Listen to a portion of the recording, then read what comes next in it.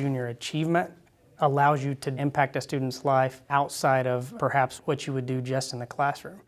And my relationship with Jakayla is a prime example.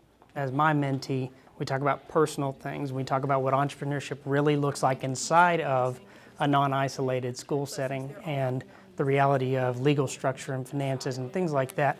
Having somebody you can reflect to when you need somebody to talk to or just have somebody to lean on when days get tough, you can always count on them, and that's one of the things I can always say about him. Specific to small businesses are going to be. One of the things that I don't believe as a mentor you should ever do is shy away from struggle.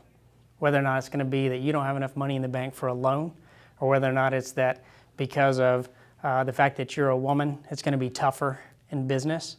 It doesn't make it right, but it doesn't mean that it's not a reality. The first time we met, he said starting a business is like running a marathon. You think you have a finish line, but you really don't.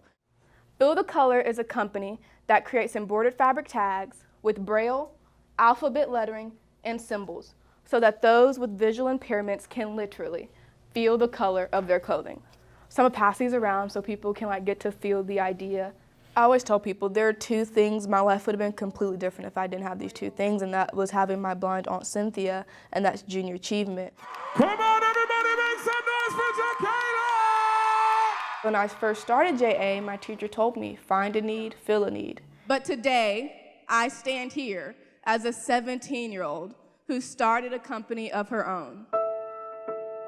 My best friend, my confidant, Aunt Cent really inspired this idea, and I knew there was a need for people who are visually impaired.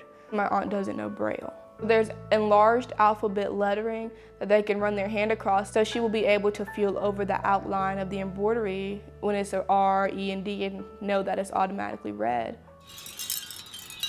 The wind chimes in front of my apartment, we put those up so it'd be easier for us to pick out which door was ours.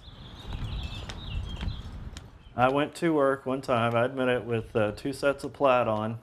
You know, we all kind of get used to doing things in our own way, but I've noticed that in having those tags on my clothes, that makes it a lot easier to pick things out color-wise.